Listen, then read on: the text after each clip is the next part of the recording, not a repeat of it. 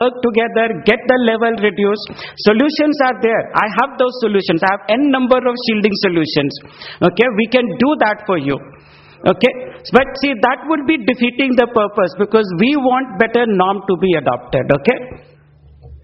Also, I think the shielding can't be afforded by everybody. It's true. That's not the solution. No, shielding is not a solution. I'll tell you. No. Tell me one thing. How do I shield a flying bird? No, very simple thing. Give me one answer. How do I shield? We want a reduction in That's it. variation. Precise. How do we unite? You need a platform, national, where we can identify it. Right. And that organization has to be clear with the whole world. Correct. We are all too individual. They will ignore us, and that's the way it will be. See, the whole purpose of that was that we should come here, meet together and discuss. I think we have one question. Yes, please.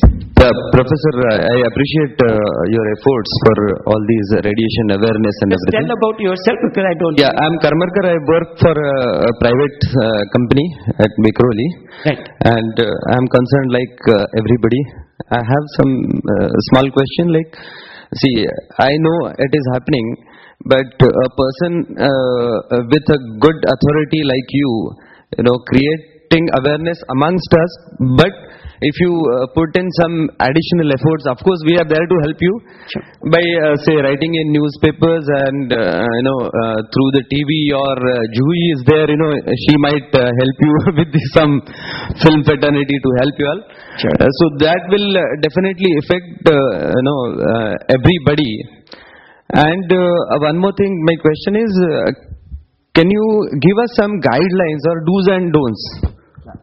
Okay, so that, you know, for the common people, and I am working in the industry, so that, you know, for us also, right. Because nobody is willing to believe all the mobile operators, because they are just, you know, after money, they want to make a money, and we don't want to lose our cell phones. See, I'll tell you a very interesting thing, and then I'll take your question. See, we had done some radiation measurement in one of the person house, and what that person found, that the radiation level was very high in their bedroom, and the radiation level was very low in their bathroom. So actually he jokingly said, next time se main apna bed bathroom mein lagane wala hu. Okay, so you can actually identify the places that where you have a low radiation, where you have a high radiation. So the whole purpose of giving this radiation monitor was to monitor that, so that you can see where is the safe thing. So suppose you know that at this place there is a more radiation, at this place there is a less radiation. So try to spend less time in this particular area. And I would like to give one example here. We had done the measurement with that IIT Kharagpur professors. I had gone there. If you saw my earlier presentation. So there we had done the measurement in one person office, and actually I saw the tower right there, so I knew that where he is sitting the radiation level will be high, but I didn't tell him anything. So we said, okay, we want to do the radiation measurement.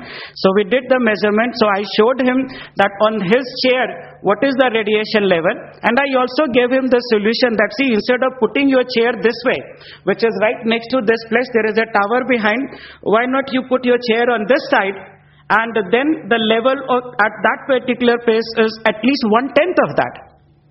So see, there are simple things where you don't need anything, you can do that. Okay, so yes, that is why the whole idea was we want to empower the nation to know, and I think you have the right to know whether your house is safe or not. Yes, Mr. Munshi.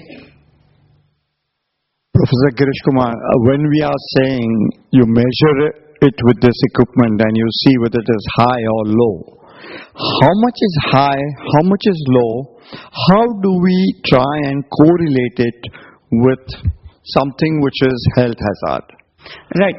See, in fact, the way what we have done, we tried to make things very simple for a common man. Okay, we actually kept the common man or woman, okay, common people, let's put it this way, in mind. So what we have done is we have really simplified it, and this entire radiation safe level is actually we determined rather than Government of India determining what is safe for us. We are determining it for our people, what is the safe level. So what we have done is that green LED, if you see, that green LED is up to minus 30 dBm level, which is really 100 microwatt per meter square. So we consider that as a safe. Yellow LED will turn on if it exceeds 100 microwatt per meter square, and up to 2000 microwatt per meter square, yellow light will be on. Beyond that, red LED will be on. See, we actually have other things also where you see all these dBm and power density and all that. But I'll tell you, when we talk to the common people, says, Professor, we don't understand these things. We are not electrical engineer. We are not antenna people. We don't understand what is this dBm and this is this. We understand, just tell us whether it is safe or unsafe, or it is danger level. So that is how we developed this simple gadget, so you can utilize that. What, in your opinion, or is your opinion on the revised norm or standard which they are thinking of fixing of 450 milliwatts per square meter compared to the 4,500? Do you think 450 is equally very, very high? It is extremely high. In fact, I'll tell you that IMC report which has come, in fact, they have recommended this 1/10 based on the results provided by Cellular Operator Association of India.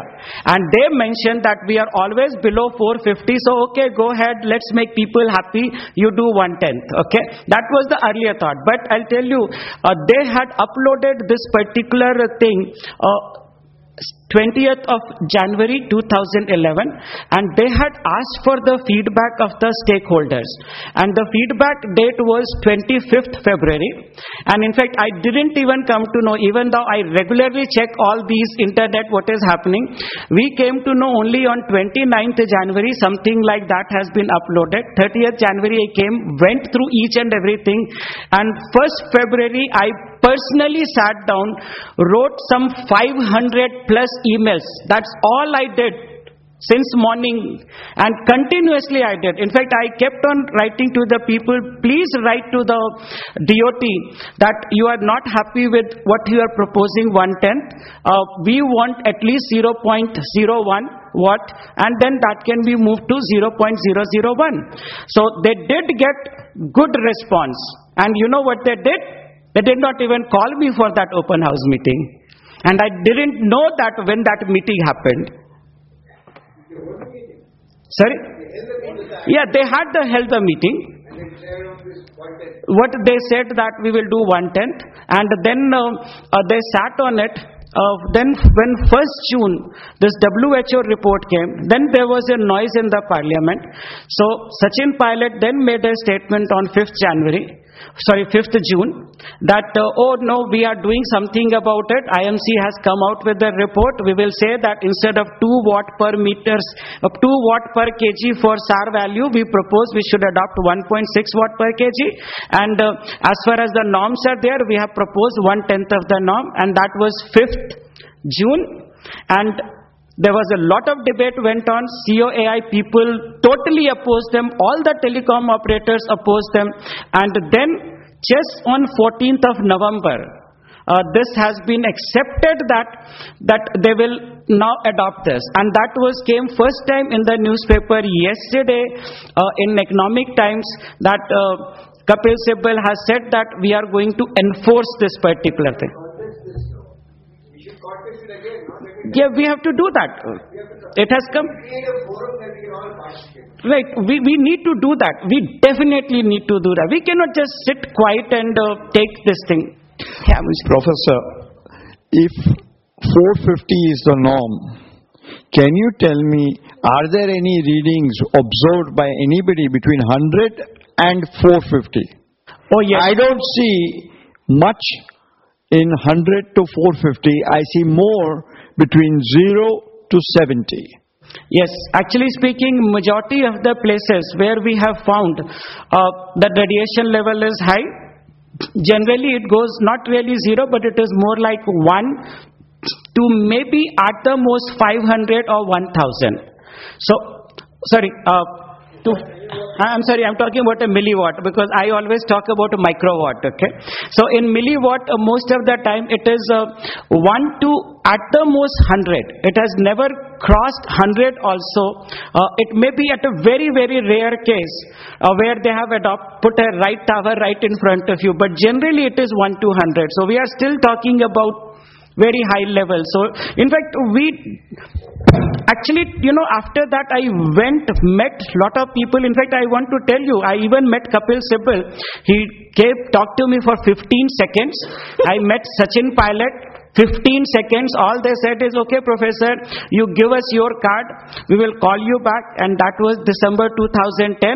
And now we are in November, so 11 months gone by. I never got a call from them. So, Professor Girish Kumar, that means that 450 is also an eyewash compared to 4,500. Yes, I'll tell you, operators will do nothing.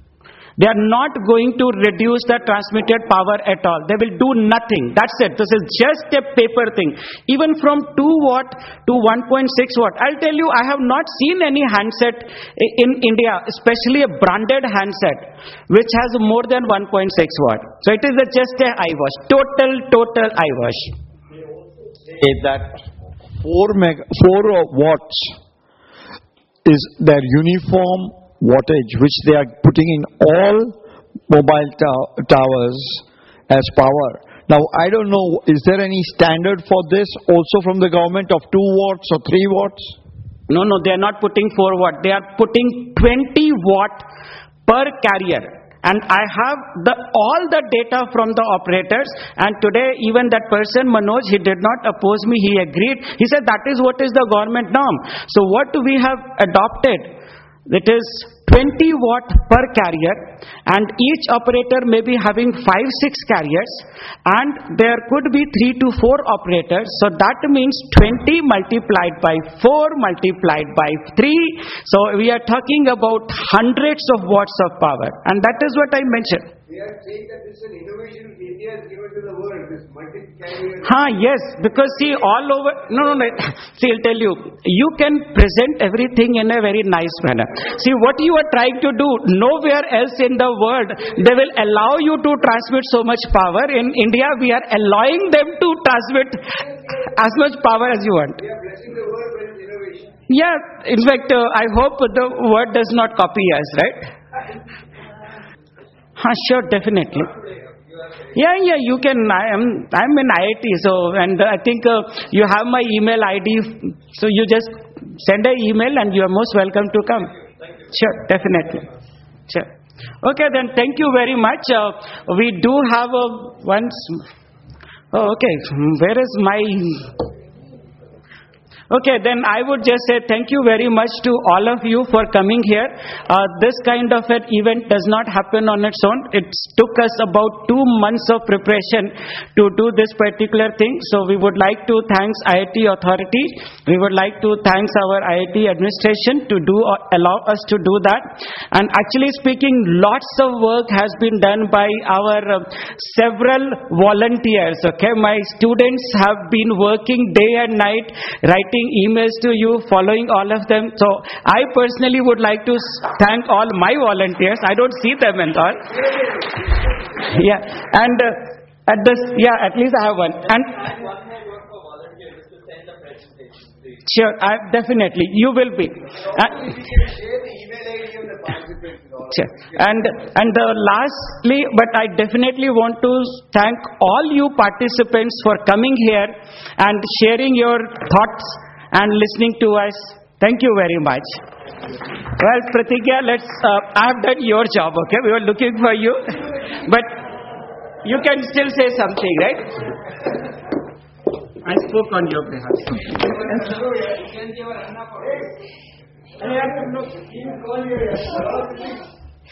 I'll just add a few more lines that I would also like to thank our key sponsors of the event, Roads and Shorts, Shriram Builders, Cellular Operators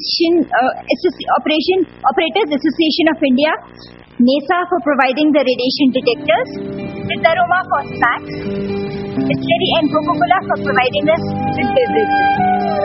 Last but not the least, the the whole organizing committee who had actually contributed with their efforts and hard work. Now I would like to invite Mr. Abhinav Yadav and Professor Jayesh Kumar to please thank him with the bouquet.